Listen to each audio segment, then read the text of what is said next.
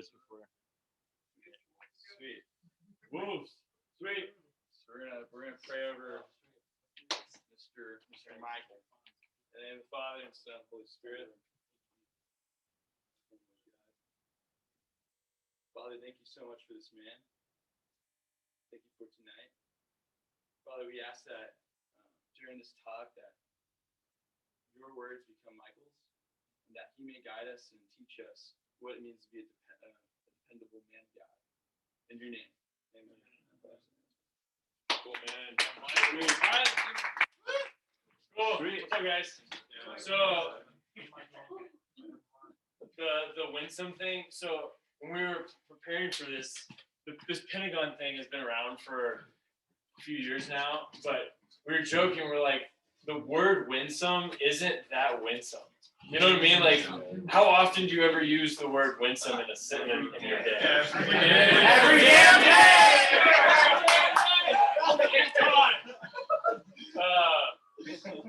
That's awesome. Well, so that's why we're like, it's like back and forth. Yeah, we're talking about dependability. That's Colorado. That was like a year ago today. Literally. Yeah. So that was last year. That was spring break last year. You can go to the next slide. So look at that. Sweet. So we're gonna jump into this. So yeah, we call it the Pentagon, but also like we're like it can kind of sound cultish, so that's why we just call it the 5 trades. So, that's what that means. Sweet. So last week, what did Packer talk about? Can anybody like shout out? Do y'all remember anything? Being a wolf. Okay, what did the wolves mean? Like, what was the point of showing the wolf video? The ripple effects that one man can have on, or like one small thing can have on a society. Yeah, that's good. Ripple effect. That's really big. Anyone else? Anyone that's not a small group leader or in household? Or dorm home? Yeah. You talked about how there's like a bunch of uninitiated men. Yeah. What does that mean? Uninitiated men. Like a boy in a man's body, someone who doesn't really know or have the maturity that it takes to know. Yeah, that's good. Come on, Anchor.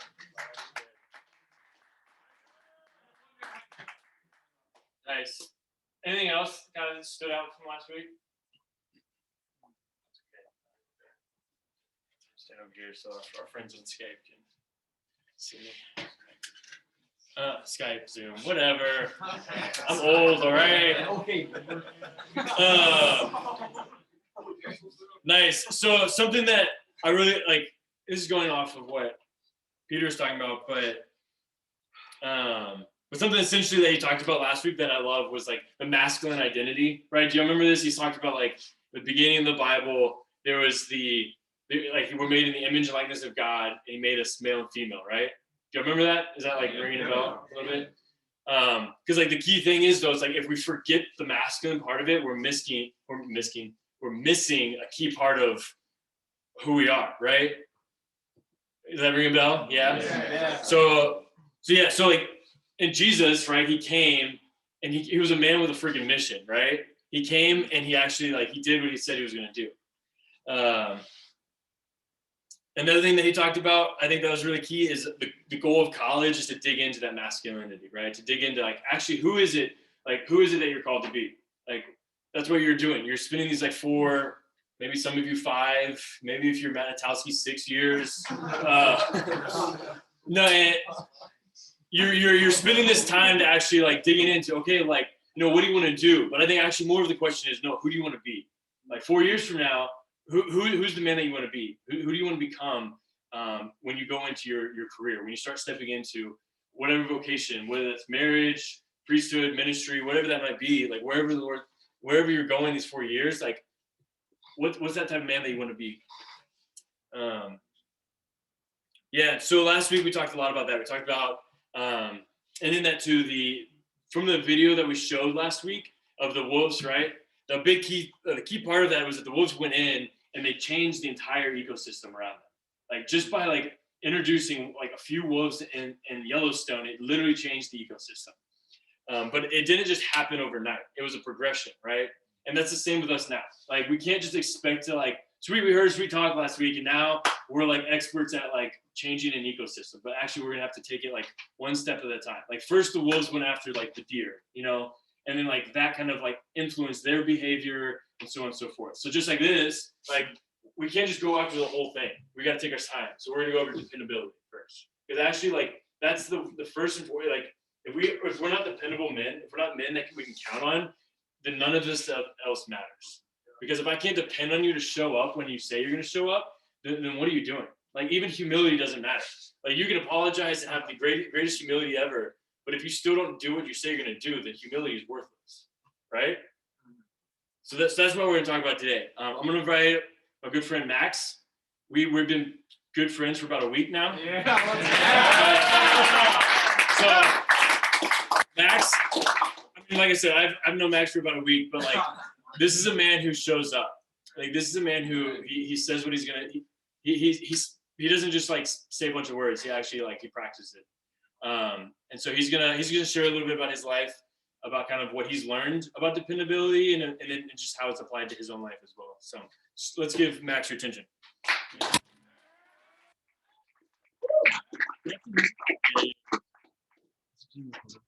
It is being recorded. What's up, guys? I'm Max. I haven't met you before. Here it is. So I'm just gonna get right into it here. So dependability.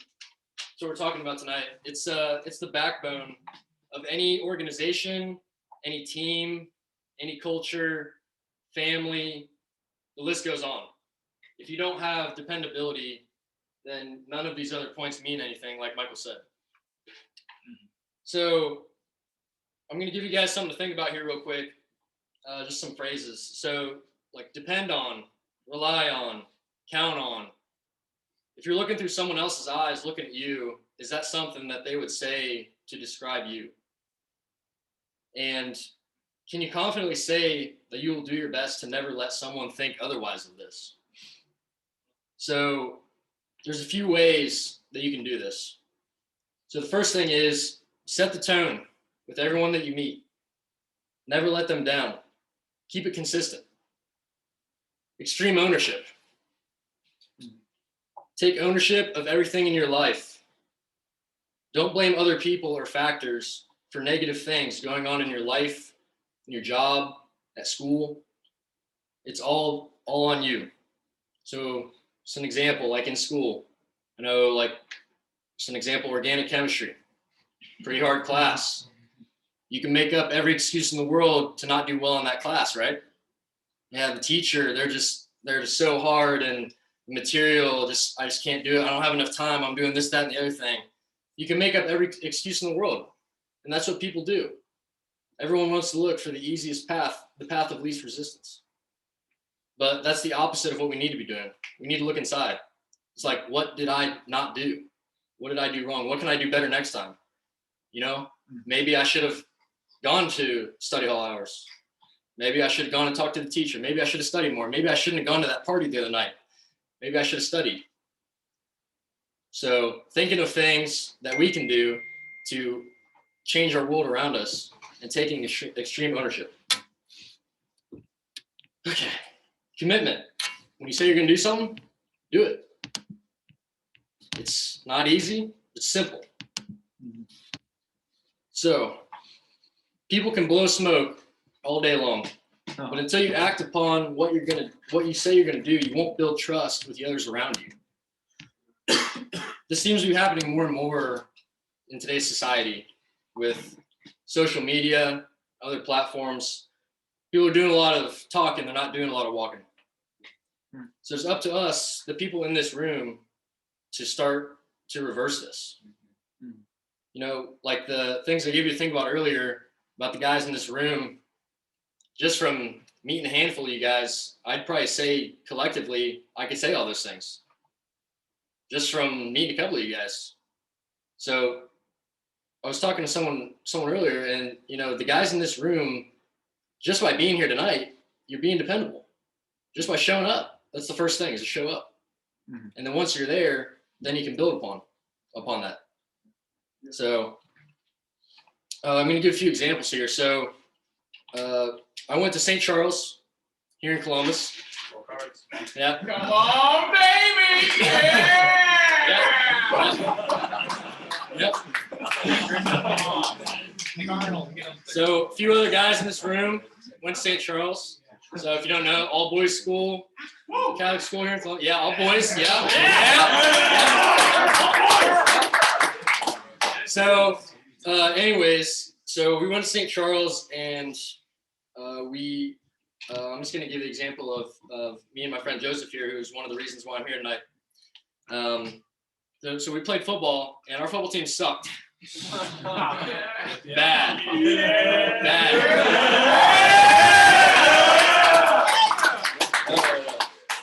What happened was we gave every excuse in the world as to why we suck so bad. We looked for every single excuse as to why we were so piss poor. The coaching was bad. We didn't have the talent. Academics were too hard. The other schools in our conference are too good. And, me and Joseph being captains, we came in, we just accepted that. Like, yep, coming in the game, yep, gonna get our asses handed to us. Let's do it. Let's get it over with. So our attitude coming in to the season and coming into games was the complete opposite of where it needed to be. And this culture was contagious and poisonous to all the other guys in the team. So us being the leaders, and our example is just accepting failure, it was terrible.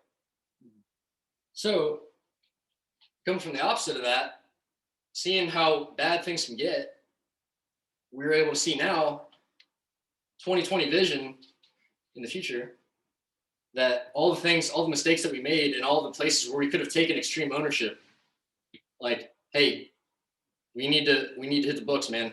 We need to get those done first so that we have enough time to work on football practice. Discipline equals freedom. Any Jocko fans in here?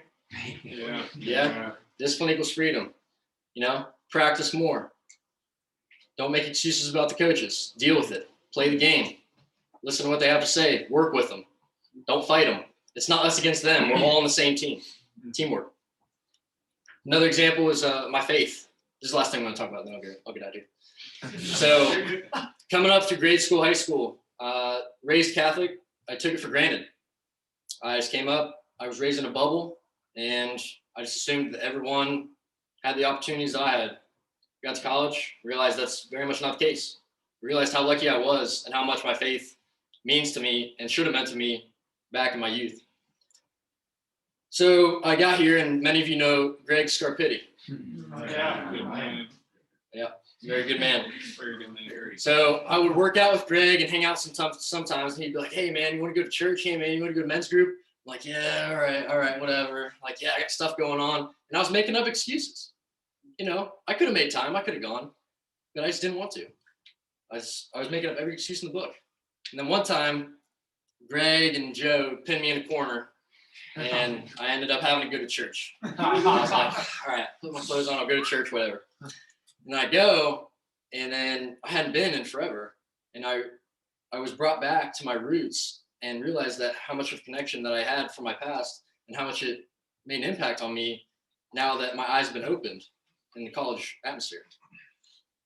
And so I went to church, and then I went to church the next week, and then I went the next week, and I kept going. And then Joseph introduced me to men's group. Started going to my small men's group, and I've been going for a couple months. Yeah. More than a couple months. Yeah. So, and now I'm here. So,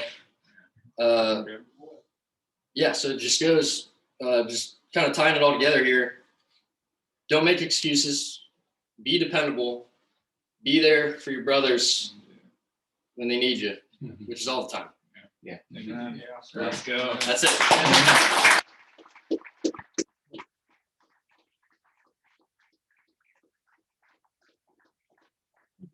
That's good. I think what I appreciate about his story is that it's honest. It's like he's like took the ownership of like, yeah, like I mean we were talking, what he said was like there's no bad team, there's bad leadership.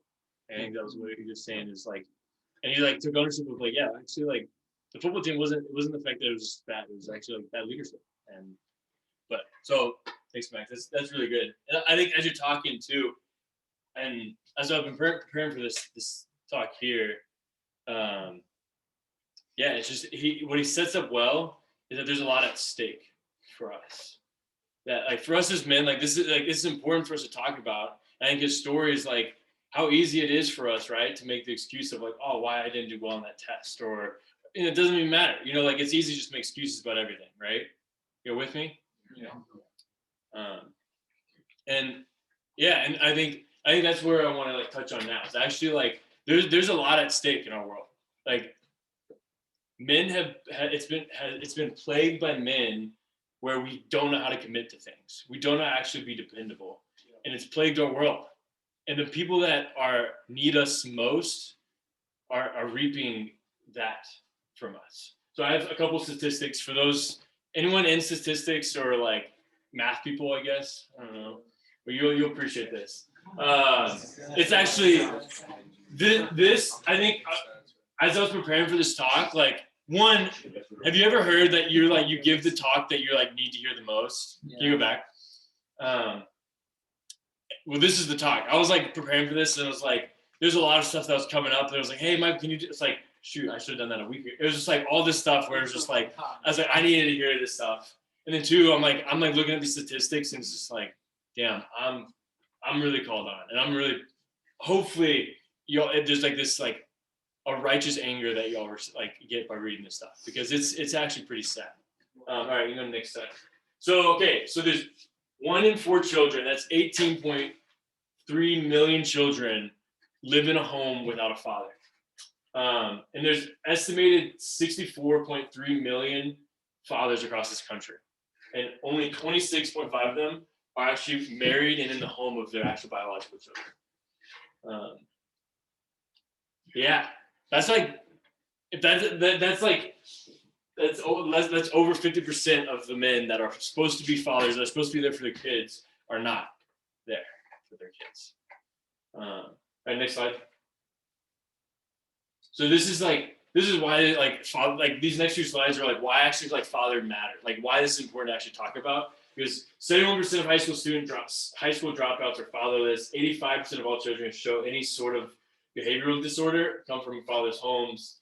I think this one is probably the one that like I have 6 nieces, and this like strikes me really hard. So I'm not even a dad, but I'm an uncle and a godfather, and yeah, I am. Yeah. But they're 53% more likely to be married as teenagers. This one was kind of weird. I don't know how this works. If you're a statistic major, come talk to me afterwards. But 711% more likely to have children as teenagers. And 164% more likely to have a premarital birth, 92% more likely to get divorced themselves. Yeah, that's pretty serious. So this one is now moving more into like how does a father influence the faith? It's like, okay, obviously, like there's behavioral issues, there's mental, and there's like a lot of really serious stuff that like fathers actually make. Well, this is like, yeah. So if a father does not go to church, even if his wife does, only 1 child in 50 will go to church regularly. Okay, so if a father does go to church regularly, a minimum of two-thirds of their children will end up attending church. But if the father does not go, an average of 1/3 of their children will attend church. I think like that's a pretty big, like that's actually a pretty big difference, like of a dad going to church if he doesn't go to church, like just by having that presence. I think this next slide also is a big testament. So this is if like as a family is like converting, if the child is the first one to actually step back into the faith, it's only 3.5% probability for that, like the rest of the family to follow. If a mom was the first to do it, it's 17%. Like look, like if a father's the first to step into the faith, it's 93% like chance that the entire family is going to convert. Like, do you see where I'm going with this? Like the influence that like a father has. Like obviously, like mothers play a pivotal role. Like I love my mom. I'm sure like we all like we love our moms, right? Amen. Yeah. But like the role that a father plays, he's meant to provide, protect. He's meant to actually step in and be like, no, like actually, like I'm gonna be here for you. But the men in our world don't. That's the culture of the world, right? Am I wrong? So this stuff matters, right? Like what we're doing here matters, and how you actually are grappling with this stuff, how you're actually yourself, how you're actually growing in dependability. Because like this is why we're talking about this. Because like the men outside of these walls, like the women, the children, like they need men. The world needs men who are actually going to be willing to step in, as Max was talking about. We're going to show up. Who's like going to look in the face of danger and actually like, no, like, hey, I'm here. I'm not going anywhere. That's why we're here. That's why we need each other, because this doesn't just happen. Like we can't just expect that. It's like I'm gonna wake up one day and just all of a sudden get it. Like I said, like this is something that I've been like. I'm 27 right now, and I'm still like I said, this is a talk that I need to hear myself, because I'm still grappling with a lot of this stuff.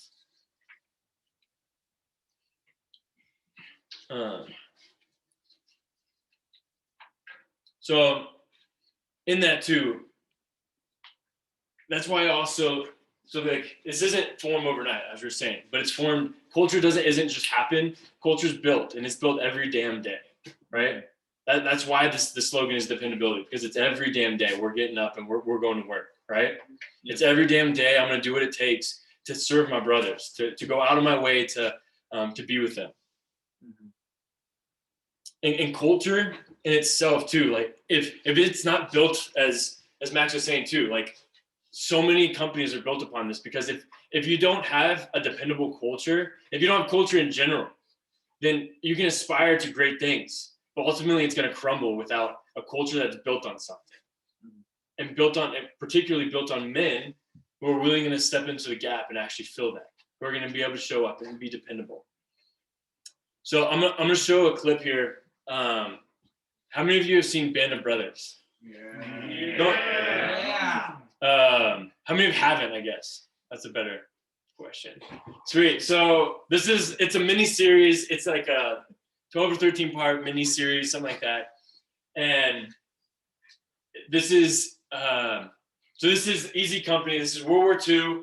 They're going, and it's very distracting.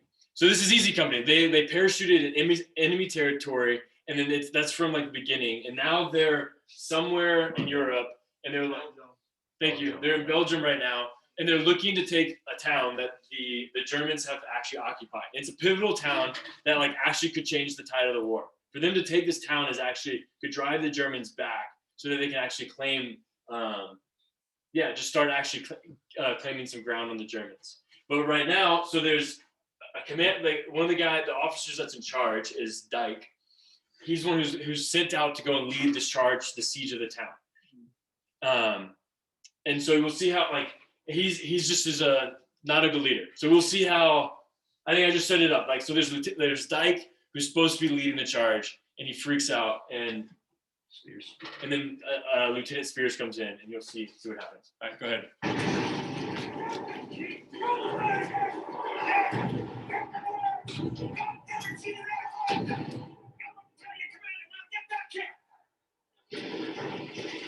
I didn't understand your attachment to Easy Company. Got yourself over here! Get up there and leave Dyke and take that attack on in!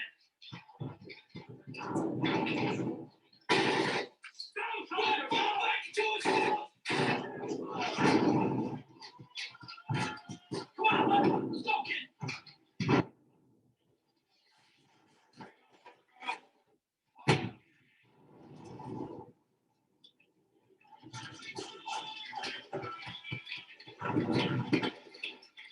I'm taking over. So most of the company is spread out here. First platoon trying to move around, but they're stretched out. They're pinned down by a sniper. I believe he's in the building, but they can't move. Where's the grenade launchers in that building till it's gone? When it's gone, I want first to go straight in. People around. Yes, sir.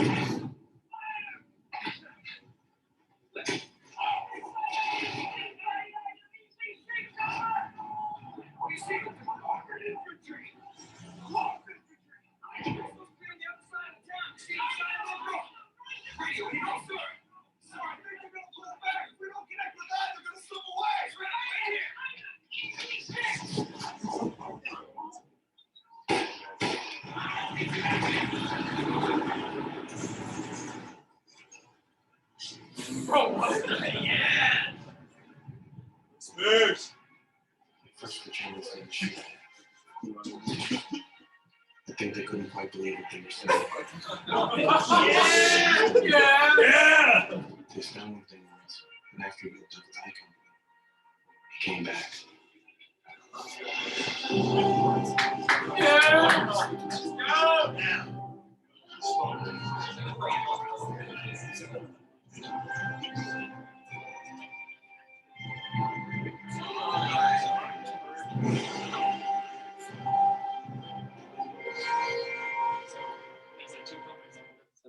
All right.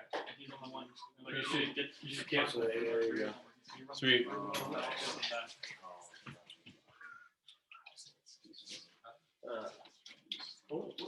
Oh, nice. That's honestly one of my favorite clips ever. I love that scene. It's so good.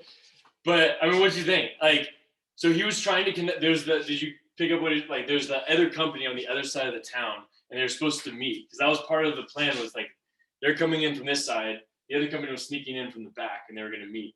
That's how they were able to take the town. But they were like they lost communication, and so he did what he did. He like ran across the battleground to go and meet up with the other company, but then he turned around and then went back because they didn't have communication. He's like, someone's got to do it, and I'm leading this charge. So here we go. I'm going. I love that. It's like, are you the type of man like, and is this the type of culture you want to build that where I can count on my brother that he's going to run out on a battlefield for me, and not just run out, but then he's going to come back because he knows I'm relying on him to be back. Like that's the type of culture we want to build, right?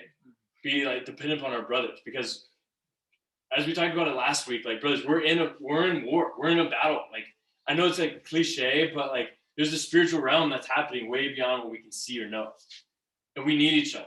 Like we're in the face of what, like sex, drugs, like literally. I'm like y'all see it, it's everywhere, right? But that's why we need each other, and we need to be reliant on each other. Thank you. We need to be reliant on each other, that we're actually going to be like I can depend on my brother that, hey, like there's girls across the hallway from me that keep like are distracting me, whatever. I need to call my brother and actually like, hey, I just need help. You know, like my computer's in my room and like I've been looking at porn all day. It's like, great, I need my brother help. Like that's the type of culture we want to build. Yeah. Are we actually going to depend on one another? Or are we actually just going to allow each other to slip and fall, right? Yeah. Like, no, we want to be able to be men who are going to go out on the battlefield for each other and then come back. So I think in that there's three, like I don't know if to say practical, but there's three like qualities of a dependable man, right?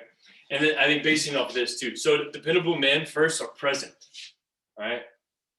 So dependable, they show up, as we've been talking about, emotionally, physically, mentally, spiritually, like they show up. Like when Dyke went down, y'all saw his face. He was just like completely lost. He was frozen. And then Spears comes in and he's actually like, I'm relieving you of duty. Hey, we take out that cannon over there. You guys move in that way. We're gonna come in this way, and we'll meet in the middle. You know, like he like came in, he had a plan. He was stable. He just showed up, physically, mentally, and emotionally. He was there. He was present.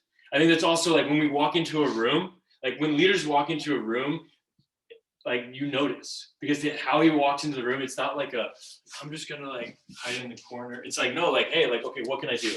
How can I help? I'm here. And they show up. And when you're talking to people, it's like, are you looking them in the eye? Are you actually saying like, hey, like what's your name? Like getting to know the person, not just talking about yourself, but actually looking to the other person.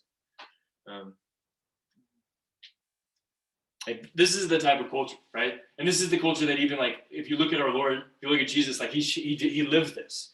You know, he lived this life where it's actually like people looked to him and he did what he said he did. He showed up. He was there. He was present. He looked him in the face and he said, no, I'm here. I'm not going anywhere. Like I said, I was going to die and I said I was going to rise again. I'm going to do both. And he did because he's dependable. Amen. So yeah. Great. The second thing is dependable men are proactive. They plan ahead. They take initiative.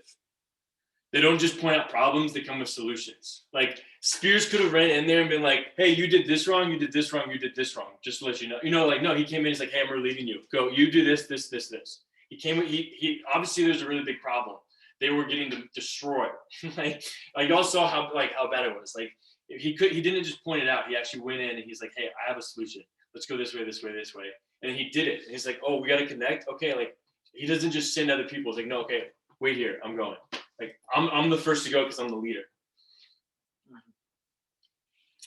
The dependable man. So like in that being proactive, they anticipate a need and they do more than what is expected. So if someone asks a mile out of you, go 2. Isn't that right, Evan? Yeah. Evan and Isaac. Yeah, they went 48 hours. Yeah. Right? And ran 4 miles every 4 hours. And He ran more than me, just for the record. yeah, but I think Evan's a good testament of like Isaac was gonna do it, and he's like, sweet, I'll go with you. And he did. He didn't just go once, he went like, I don't know how many times, but it's a testament to like that's what we're looking for. Yeah. Like dependable. We show up. We plan ahead. Last thing is dependable men are persistent. They find a way. They're not just like looking for they're not just looking to get by, but actually like, no, I'm looking to grow. I want to actually be better. Dependable men, like being proactive, it's competitive, but it's also accepting the fact of like when you lose, it's a gracious loser as well. And the big thing in this is that you do small things, like the small, easy things every day. You do them every day with everything you have because that builds up to bigger things, right? Compound interest, anyone? So it's the small little investments that eventually are going to build up to something big. And that's what we want. So it's like I'm waking up, I'm making my bed. I'm going to go in household, if you know, I'm sure we throw it around a lot that everyone wants to save the world, but what? No one wants to do the dishes. Right. So everyone wants to save the world, but no one wants to do the dishes. Like it's the small things. I don't care how many times you've cleaned that brother's dish, but we're gonna clean it anyways because I want to save the world. And that starts by loving my brother, right? So yeah, and I just go back to even what Max said. So this is for everybody. Like it's extreme ownership. It's taking the ownership of the fact that like, okay, like I'm not there. I'm not there. We're not there. And that's okay.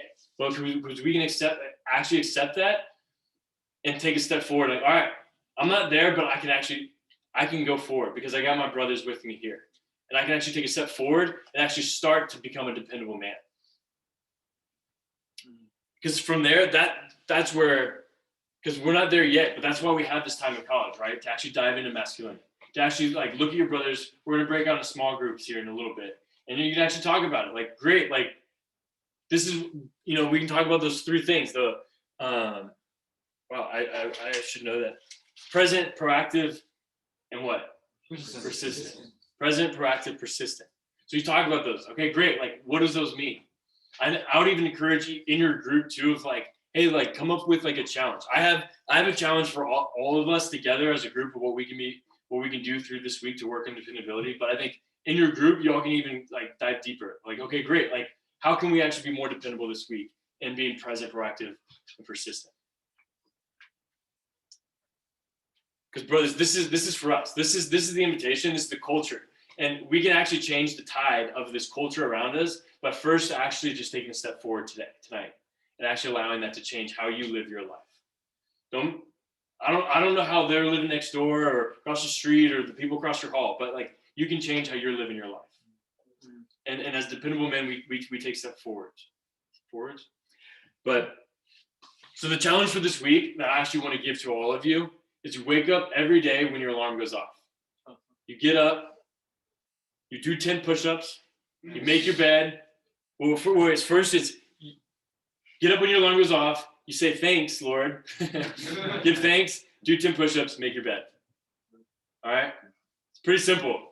Just wake up when your alarm goes off. Don't snooze it. That's the challenge. I know we can do it. It's a small thing, but again, compound interest. The small things will add up to bigger things. Right? And I think this is where you talk to your brothers in your group too. Like, yeah, this might be like it's called challenge for a reason. So that's the challenge. I can text it out to the leaders and they can send it to you guys if you like. But I think that's all I got. I think for the rest of the night we're gonna break this. things real quick. Yeah. I just have a couple notes. I'll say we have small groups here, and we'll just like I'm gonna also invite Evan and Gavin back up here in a second too after Max goes. But yeah, I think just for you guys, just the conversational piece, just kind of to actually talk. Okay, what challenged you, as well as what is the area that you want to grow in dependability. I think like it's easy to see a bunch of it, but like just try to focus on maybe one or two things. Because if you're trying to like do all of this, you're just gonna get lost. Just focus on one area and go for that. Cool, sweet. So Max, I just had a quick couple things I wanted to add from when Michael was talking. So don't just be the guy that everyone depends on. Depend on other people as well. That's the biggest part of putting your ego in check. Humility is being able to ask for help. So I thought that was important. I wanted to emphasize that. One thing, side note, Band of Brothers, if you haven't seen it, like they teach off of Band of Brothers at West Point in ROTC programs. They literally teach off that. So if you haven't seen it, it's a really good show. Yeah. Third thing, outside of the people in this room, or the people in household and SPO, like you might know them, but the people in this room are the people that are going to have your back at the end of the day.